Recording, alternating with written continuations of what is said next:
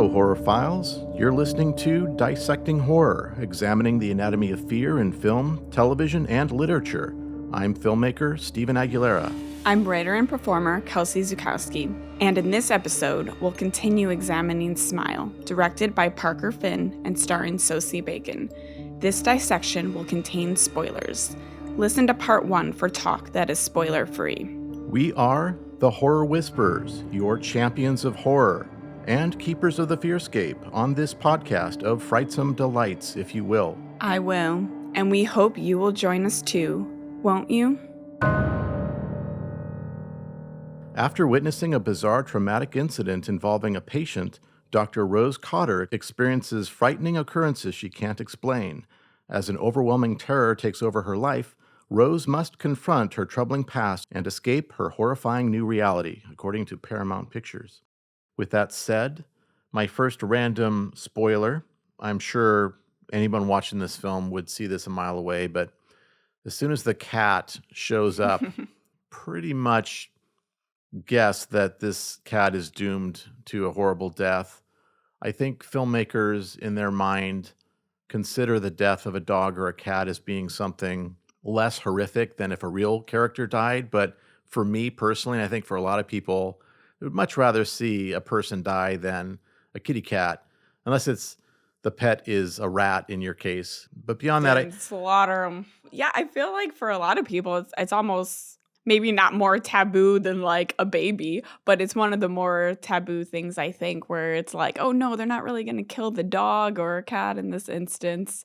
So I don't know, in a way it could be like, oh, they went there, they're killing animals. And I will say what they did to this cat was very effective for the story. And I think despite my squeamishness to the idea of an animal being killed, it is a story, it's fake. Mm-hmm. And what they did with it, I think, was justified. And it was very chilling. So thumbs up to that. Yeah, I would say in that moment, it was one of those things that triggered to her that, okay, this can't be totally in my head. This can't be totally a hallucination. I guess unless she thinks she could have blacked out and done this herself. But if she's still believing that she had nothing to do with this, then it's that people or, creatures around her that she cares about being harmed that kind of shows that this isn't like totally in her mind. And I did wonder, did she do it? She would have to have done it. There's no other external independent creature that could do so.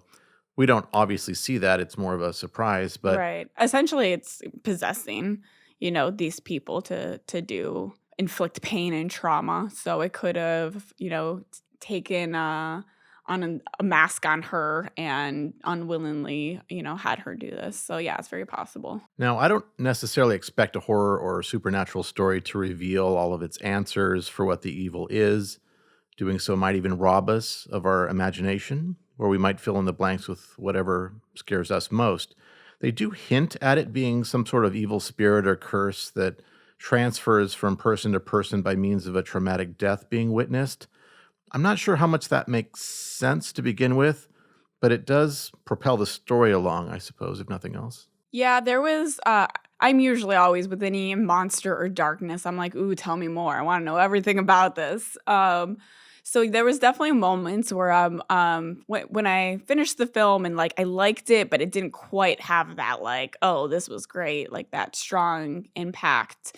So I was a little bit wondering, okay, what was it? What could have they amped up more? And I think for me, it was more just more full exploration and connecting everything.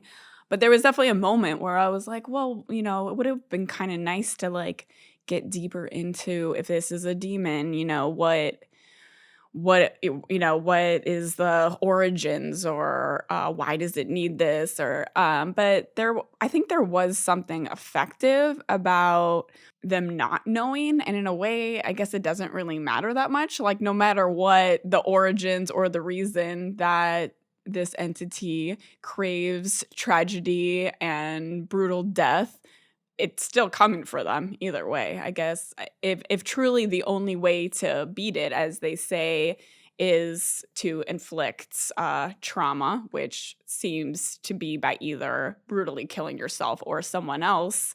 If that's really the only way, then maybe it wouldn't add that much more. If they like found like, oh, this is the specific demon and this is its story and this is everything, this is why the patterns it had before, and so I probably still wouldn't have minded that, but there was something to the mystery and not knowing, and it was just this ancient unknown evil that was coming for them either way. And they could explore that more later in future installments if they go Yeah. with them. I was hoping that by the end, she would have found some answer or workable solution to her dilemma out of resourcefulness or good writing, if that doesn't sound too dickish to say. But Mhm. no, she just dies like everyone else did with absolutely nothing accomplished or understood. Worse, she goes out with a display of, I would say, cowardice and screechiness not surpassed by anyone earlier in the film. There was a movie made back in 1959, which we've referenced before, called The House on Haunted Hill with Vincent Price. It has a famously bad scene where a woman screams hysterically at a skeleton drifting lazily in her general direction for like a minute. Nothing is done to escape or fight back, but just stands there screeching for a comically long period of time until finally succumbing. Now, the ending of this film reminded me of that. I just wanted her to die so bad and shut the fuck up at that point. End our pain, please. Normally, I should be upset when our main character that I liked dies. But in this case, I was only relieved. She just literally, it was like a parody of that Vincent Price thing. She just stood there and just screamed, looked at it some more, screamed some more until finally that was it for her. They definitely built up her, she isolates herself and, trying to make sure she can't hurt anyone else. Yeah, they build up that maybe she has something else figured out. Like maybe she has a way where she can beat this. And a lot of other sort of cursed horror films kind of go that route. So in a way, I kind of liked that they didn't, that they just went more of the tragic route. But I think it works. Well, I understand just, the screechy yelling you don't like. So I understand that being annoyance. But it is definitely like a bit of a tragic, like, oh damn, okay, that's where they went with this. And then you're just kind of left with that stinger. And then, of course it's this she does this in front of the one person who kind of believed in her and was trying to help her. So obviously the infection spreads, and yes, it did beat her. I think you mostly have to assume what the conclusion and point of that is, but she does acknowledge this pain and guilt that she's been repressing. It seems she has done what she needs to kind of beat this demon and not to be its prey anymore. Before there's a good unspoken message there that while addressing your trauma is essential, it is only the first step. Mental health, whether it be depression or just unsolved pain and darkness you have been carrying with you your whole life, is you have to really process it, and it's a long task. So it isn't simply a band-aid you can rip off and be better. As someone who likes to see metaphors in horror, it's subtle and you have to infer it, and perhaps that's not what they meant at all. Maybe they just wanted a dark way to end the film, leave people with something that hits them and possibility to continue it, because the demon and the virus that's spreading lives on. I'm kind of torn because I kind of like that, like they kind of presented her kind of finally facing what she had been running away with, and almost in the terms of this demon was kind of taking her strength back and kind of owning up to it. But then of course then it's not enough. So it's not really a good message, but I understand the there's a certain reality to it too, though. If you're like, okay, there's this trauma I've been avoiding my whole life, I can see why that wouldn't immediately repel the demon when it can still sense all this, delectable pain and trauma in her. Another film I was reminded of when you were talking just now is Mama. At the very end, there is some interaction between her and her mother which involved a deranged, elongated mother-like figure. I wasn't sure how this whole mother dying thing when she was young tied in with anything, except it did give people a reason to doubt her deteriorating sanity, assuming that it's something that was an old wound that's been triggered or it's hereditary, that sort of thing. So that somewhat justified that whole episode in her youth being in the film. But there really was no connection between the monster and her mother. These things really have nothing to do with each other. And any person in that previous 30 dead people chain, there's no indication that they had any sort of trauma that they were holding on to that would have anything to do, like any demons in their closet that was connected to them succumbing to something. And confronting her past by going to that house and talking to the hallucination of her mother really didn't accomplish anything for the plot or for her character arc outside of having found the courage to go to that house at the end, being pushed to that point of finally going there. And I get that she went to her family home to be alone so it couldn't spread, which in itself is kind of a lame idea because the cop even says, so that's your plan, just to not connect with anybody on the planet for the rest of your life? That doesn't, it's not really, I mean, you don't really think something like that through. But there is an illogic to going to the one place where you have the greatest emotional pain while this demon feeds off of exactly that sort of thing.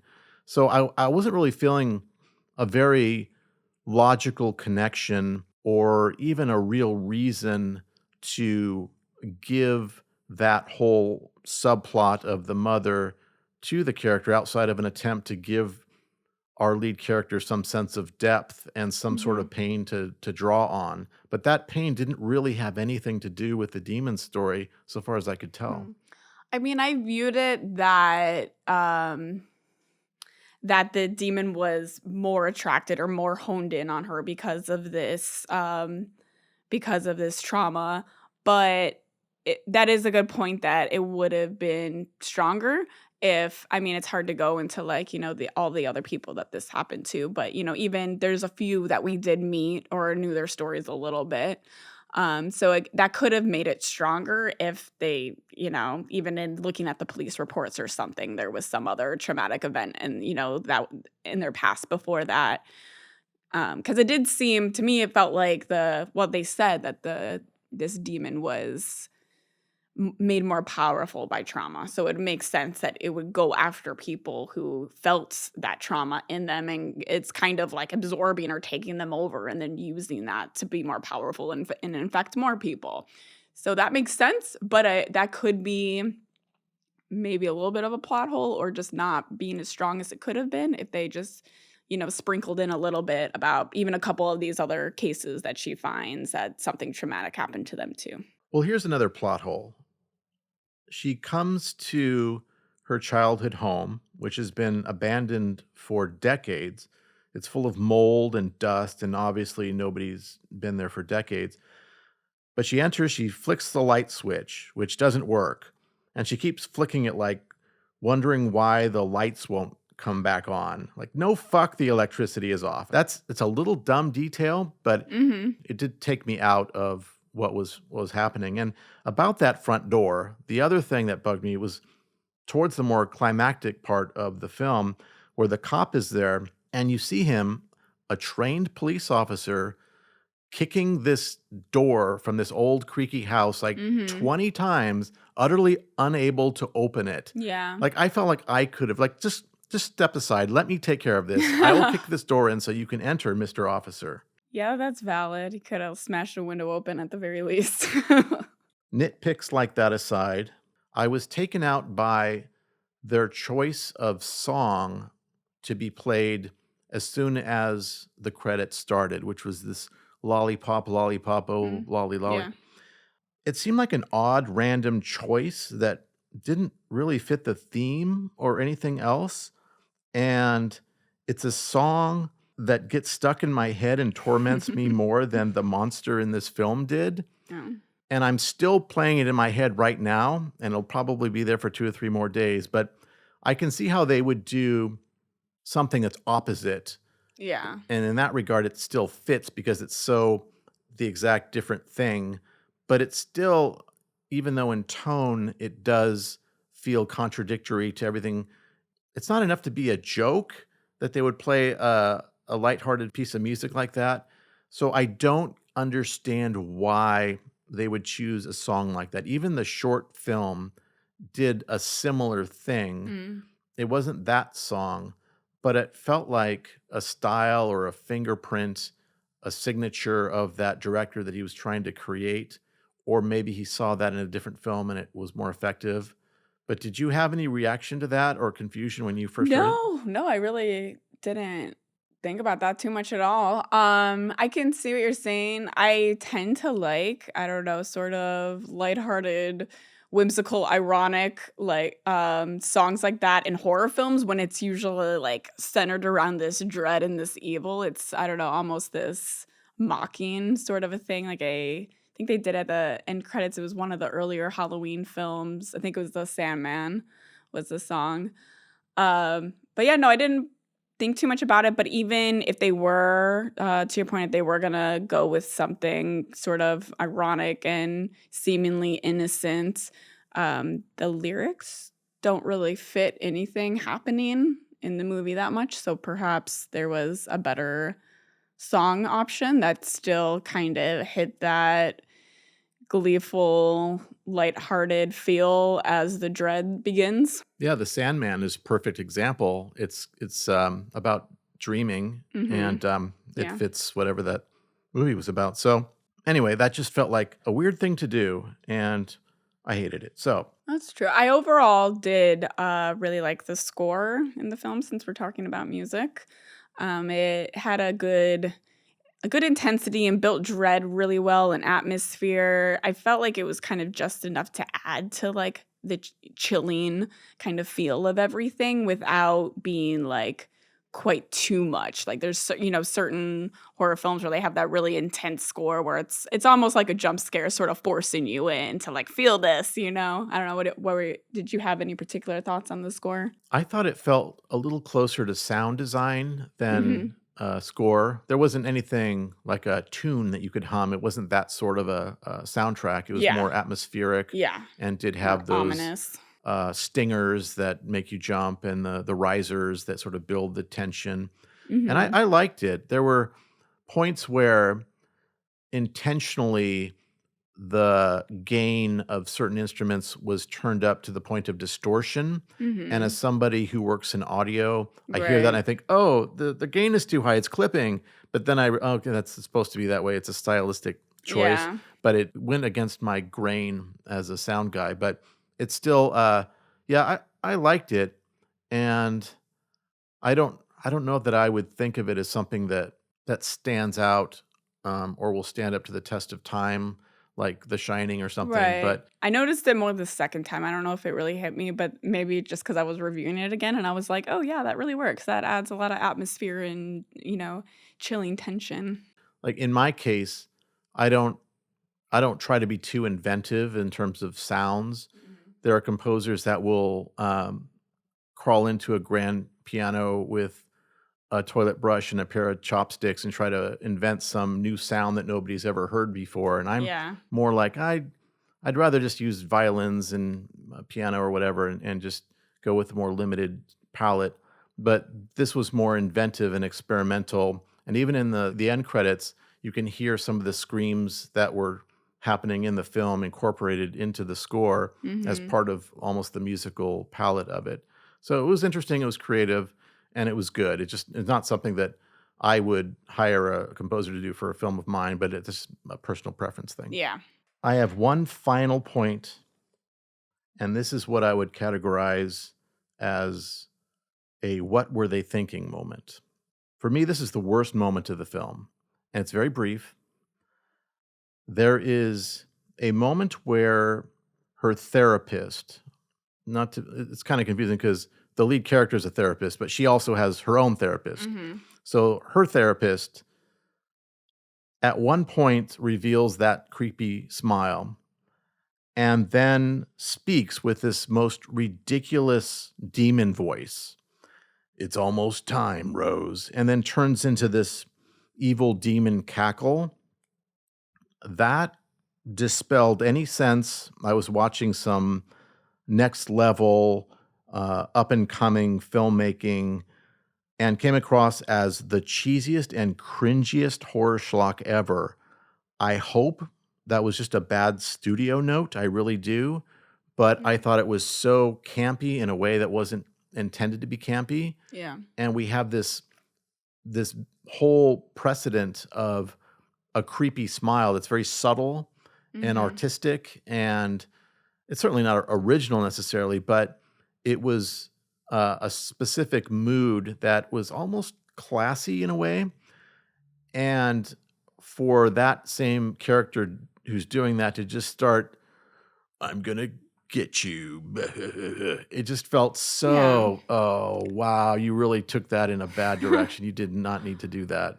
Yeah, I could see that. I think so. There was something chilling about when it was just this smile, and no words or other sounds really need to be uttered. There was just this creepy foreboding, like the demon has just taken over at that point, and almost this like inevitability. But I did view it as when that smile comes, it means the demon's in control and has taken over their body. So I think I didn't think too much about that moment because it's essentially possession, and that's not crazy to hear a demon voice in a possession moment. But I understand how it could take a little bit away from that like chilling ominous and just be too cheesy. It's also, it answers a little bit of the question of what is behind that grin. It's more effective, I think, when it was mysterious and is like, what's going on? Is it something super intelligent? Is it something very old and godlike?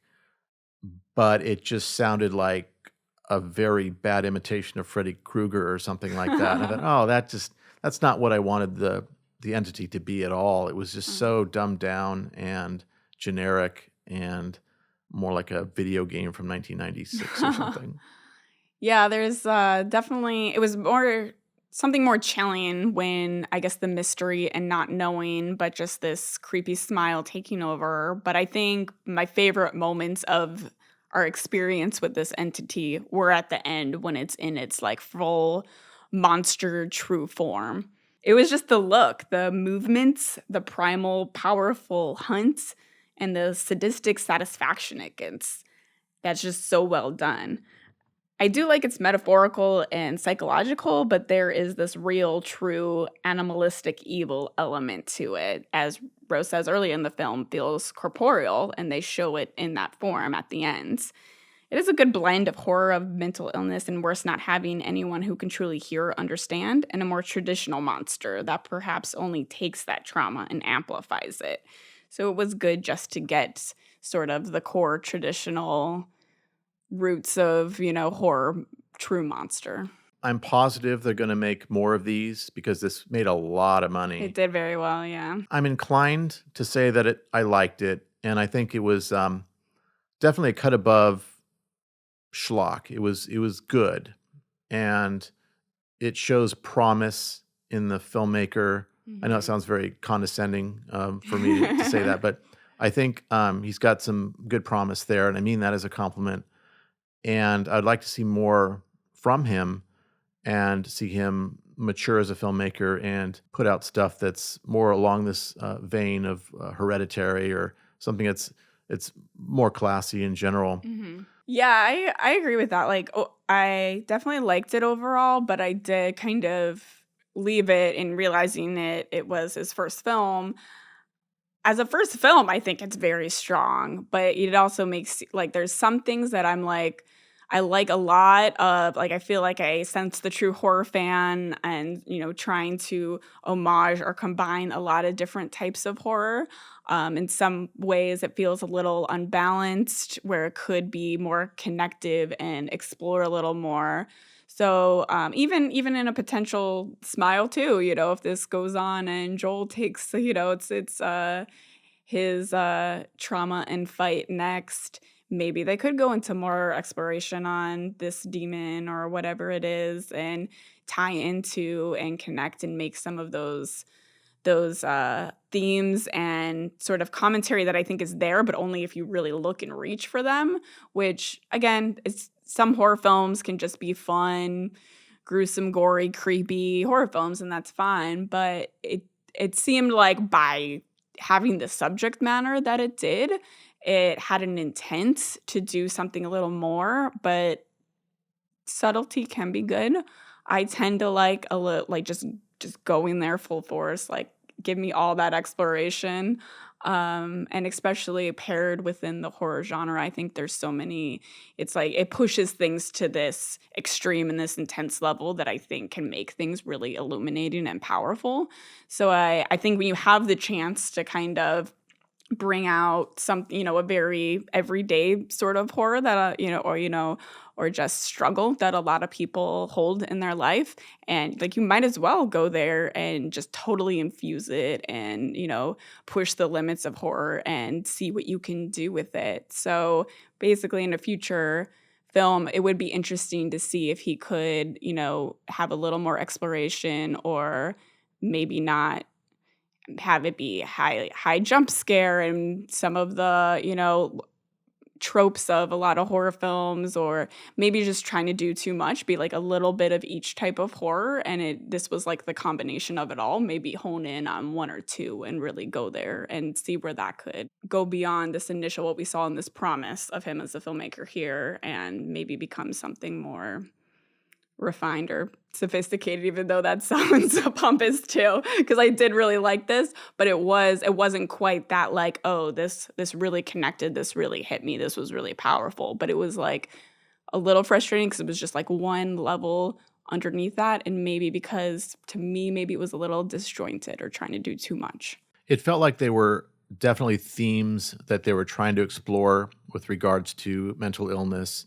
You couldn't have set up characters and their occupations and their histories to not explore that to some degree, and they really did.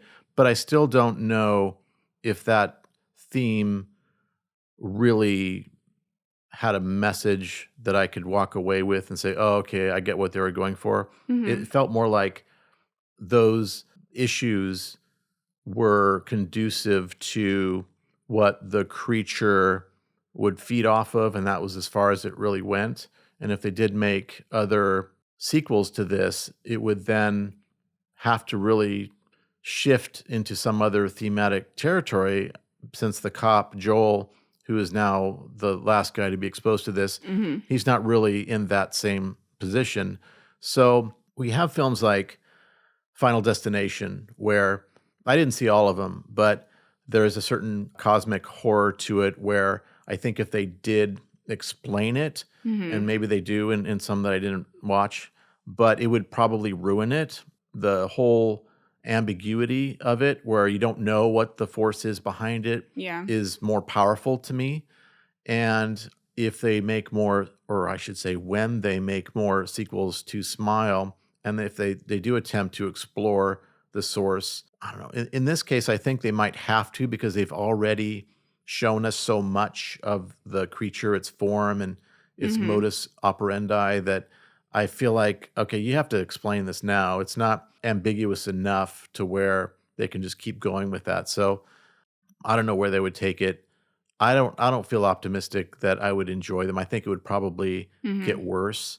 I have a fantasy about the challenge of taking a franchise that has used all of its momentum and just pretty much petered out, and making a great movie that nobody, like a Halloween, just make like the best Halloween of all of them and do it just out of nowhere. But I think they spend too much effort towards cranking out the next one to allow for a story to really gestate and be written properly. It's more about a factory or a mill, a story, a writing mill sort of a configuration. So I don't know. I think as much money as it made, they're going to probably try to crank another one out as quickly as possible. And I'm not sure maybe that is the best decision financially to make over waiting another year and doing it right and making perhaps a better movie that makes more money. It still won't be as profitable as just cranking them out. But I don't know. It's one of those debates where you could argue it both ways. If they just did it right and kept doing it right, like the Star Wars films, Yeah. then the fan base would be more supportive and it would have longer legs. Is that the term? No, it would have more legs. It would have legs. All right. Yeah, I think there is potential for something strong to build off of and, maybe hone in on more. But yeah, it definitely depends. A lot of sequels aren't nearly as good as the first film, so I guess we'll see. But yeah, I liked a lot of the components of this, and I think where I felt like the filmmaker was coming from. So overall, did really enjoy it. I think a lot was well done, but maybe a little too subtle and disjointed for it to make a bigger impact for me. I think we're on the same page there. Particularly in the last act, I definitely, there was a moment where I just had flashbacks to Nancy and Freddie, which overall, I liked that they kind of went there because Nancy is one of my favorite final girls, and of course, Freddie is my favorite villain. So there's a moment where Rose says this isn't real, kind of trying to face down the demon and kind of take away its power, which was extremely relevant to when Nancy tells Freddie, I take back every bit of energy I gave you. You're nothing. So whether this was an intentional homage or not, as a Elm Street fan, I did like this moment and that she was essentially standing up to her demons. Of course, it, didn't really have the same effect as when Nancy did it. Kind of touched on a little bit in the other episode, but even there was moments that felt just very like could have been just in Freddie's boiler room. The even just the dark, dim lighting and grunginess and kind of sort of long, narrow hallway that they were in. And just those splashes of moody colors was very reminiscent. And of course, you even compared our demon to Freddie at one point. So, and especially as we get to that monster form at the end, there's definitely some very, I don't know, Freddy Krueger reminiscent moments. And even with her at the blaze of fire at the end, Freddy was killed in a fire. I don't know. So could be me just seeing these things because it's my favorite horror film. But it could have been one of those moments where it was intentional or just subconsciously, maybe that was a film he was inspired by. And but yeah, there was a few moments throughout the film where you kind of see whether it be copying or intentional homages or what have you, but there was a certain, I want to view it maybe as a horror fan's love letter. Maybe it was just not enough originality. And I can see that for everything that I think was really well done, there wasn't quite enough freshness or original takes. I think probably what felt the freshest and most like it could be I don't want to say totally new territory, but something that was this filmmaker's voice was kind of the initial setup with just, the feeling alone and no one knows what you're going through for some of the mental health patients. And even though I liked that setup and it kind of connected with the trauma, it still didn't fully come full circle or really go far enough with it. There was that Nightmare on Elm Street moment where she realizes that it's her mind too, and she can turn it around. And I thought, okay, this is reminiscent of Nightmare on Elm Street, but she's at least going to do something to turn the tables. And she sets the creature on fire, and you think, okay, great. But then we see the monster again a few minutes later, and it's completely unfazed. So was it just fucking with her and pretending that it was being damaged when it didn't mean anything? I don't understand why that even happened. It's like they were going in this certain direction, but they didn't follow through. Yeah. And I know there was just reading a little bit up about it. It been had a few different possible endings, so maybe this was one that got slapped on the end. I think he did say he didn't like it after throwing a few ideas around earlier on. This was one that he's decided. Oh no, this is how it has to end. It has to end on a darker, bleak note, seemingly because of things that already existed, like The Ring or It Follows, where they find a way to kind of beat it. Maybe that seems too forced or like too perfect happy ending. But I think more that it seemed like he wanted to have to create a horror film that did kind of dive into some human struggle and trauma and grief and very real, relatable things. But he also wanted to keep it to like jump scares and maybe classic not too serious horror. But I think that's also where it's like I admire that and I like where he was coming from, but it's kind of like they were, I don't want to say too different, but it was like kind of conflicting, where it's like, are you going for a horror film that's relatable and powerful and is saying something, or are you just going something with jump scares that maybe is a little more cliched? And there probably is a way you can combine those two, and I feel like he came close to something here, but it just didn't quite hit where it's going to be one that stays with you. Maybe it will for some people. Might have just, missed our connectivity there. But yeah, like almost if he wasn't trying to bridge those two paths, if he would have, either maybe honed in on one or the other, maybe it would have been a little more effective for me, but one person's opinion. Drag Me to Hell had, I'm going to say a spoiler for Drag Me to Hell, so you've been warned. But at the very end of that, there's a demise for our lead character. And I think that worked more effectively. I wasn't like a huge fan of that film, but it was entertaining and it was fun. Sam Raimi. Yeah, and that one was maybe a little bit more of a fun tone. Like I just remember the demon doing like an Irish jig at one point, and I thought that was great. But obviously, it didn't take itself like it was a demon haunting her and a curse, so kind of similar. But again, didn't take itself too seriously. But it also wasn't going into serious things like depression and mental health, and And weirdly, the ending when she does die, she is dragged to hell. It was more shocking than this movie was. Smile. I felt like that was more impactful, but Smile, at the end of this one, I just felt like beyond even the whatever message might be there, the effect of her mouth being pried open and the monster crawling in may have been an interesting idea, but it didn't look physically possible or realistic when I was watching it. It's a demon. Everything's possible.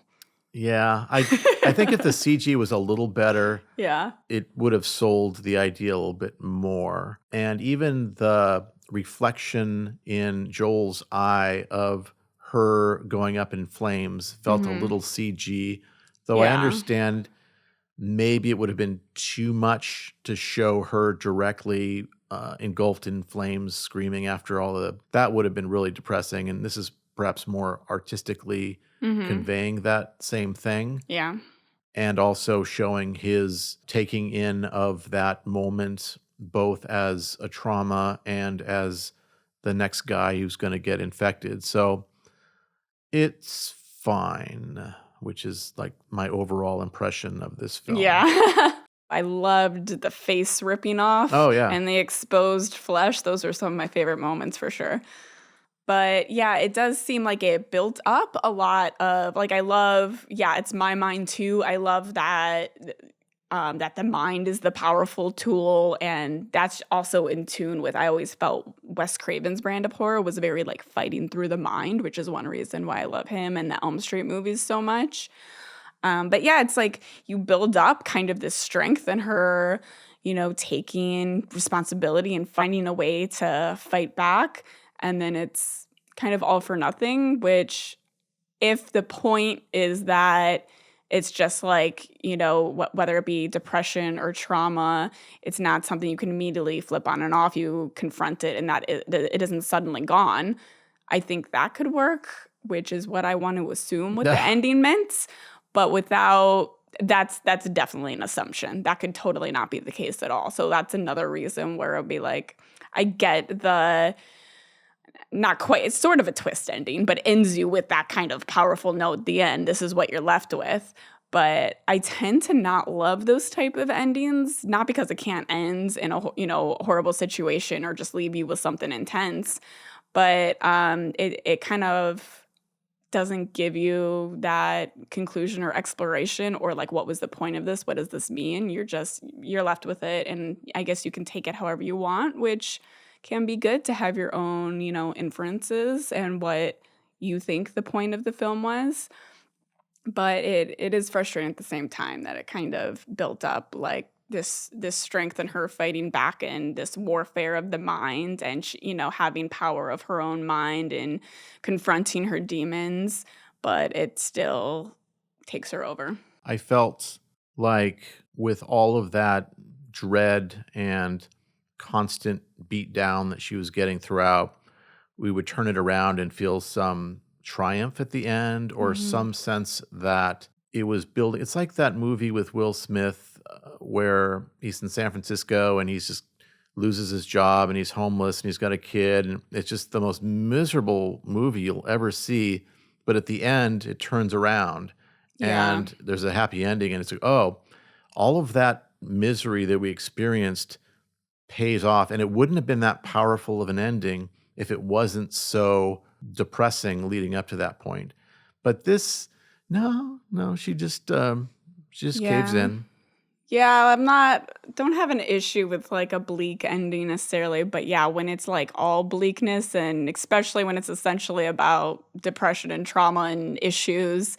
I really wanted to kill myself. Then then the message is just, everything is all consuming and it'll just lead to misery until your death, and it's all inevitable. On that note, if you'd like to join our society of grotesquerie and loathing, please subscribe and give whatever form of like or approval the platform you are on provides. comment your wretched thoughts below, along with what you would like us to expose in future episodes. Keep our podcast suffering on by finding it in your cold, black, withered hearts to support us on Patreon. A link to our PayPal is also below for one-time donations of any amount. It was nice knowing you.